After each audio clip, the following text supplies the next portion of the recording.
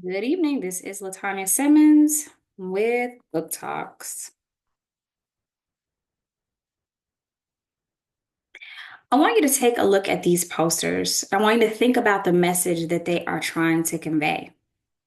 You've learned that propaganda can be a powerful tool that governments use to shape not only your perception of the government and its citizens, but also of yourself. But what happens when you stop believing the lies? How far will the government go to maintain control? How do you resist? Would you even resist? If any of these questions have ever ran across your mind, then I have three books that I want you to check out. Up first, we have Divergent by Veronica Roth. In this story, we have Triss as the main character.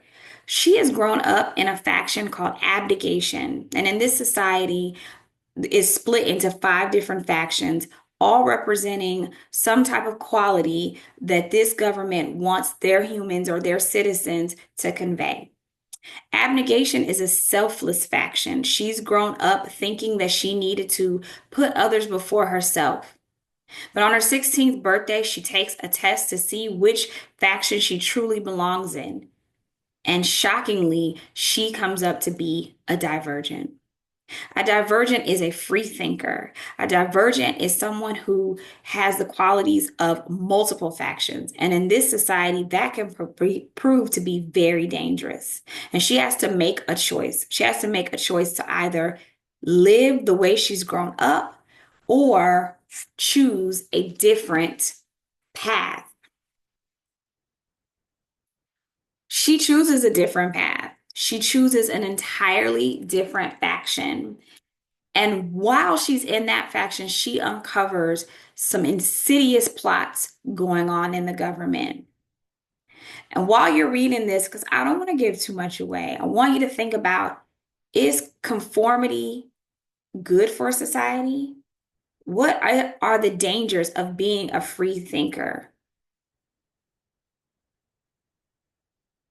The next book I want you to consider is Sunrise on the Reaping by Suzanne Collins. Now, this is a prequel. This goes along with the Hunger Games trilogy with Katniss Everdeen and the Districts, and you may have already read this one. This is her newest book, and in this book, we have the main character, Hamish Abernathy, and we hear all about his games.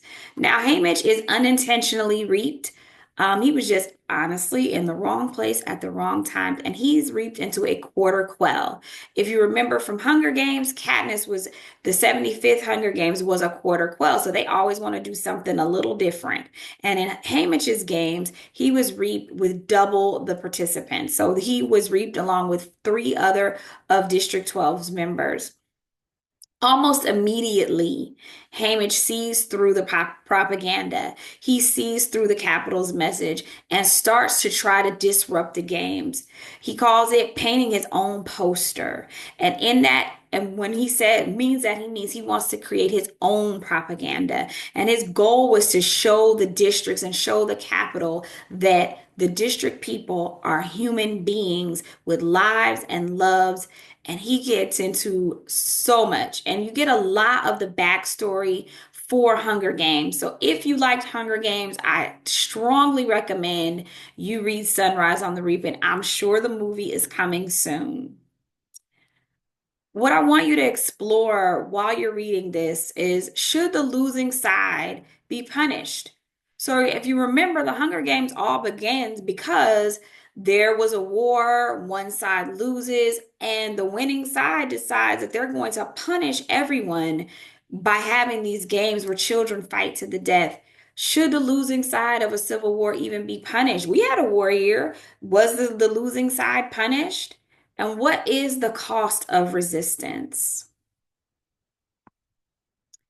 So Fahrenheit 451 is a book for older students. If you are a student that is even have any inkling of going to college, I strongly recommend that you, oh, and I did want to show you um, Sunrise on the Reaping. Forgot to show that one. But Fahrenheit 451, this is a book I read probably my freshman year in high school. And this is an older book. It's a classic. When you go to college, they expect you to have like a broad base of literature under your belt. And so this is definitely one you want to consider if you're even thinking about college. And in this book, we have the main characters, Guy Montag and Clarice. Now, Guy is a fireman whose job is actually to start fires. How ironic is that? And his job is to burn books. Um, we are right now, we're not book burning just yet, but we are definitely in the book banning era. And so in this book, it explores what happens when instead of burning the books, you start reading the books.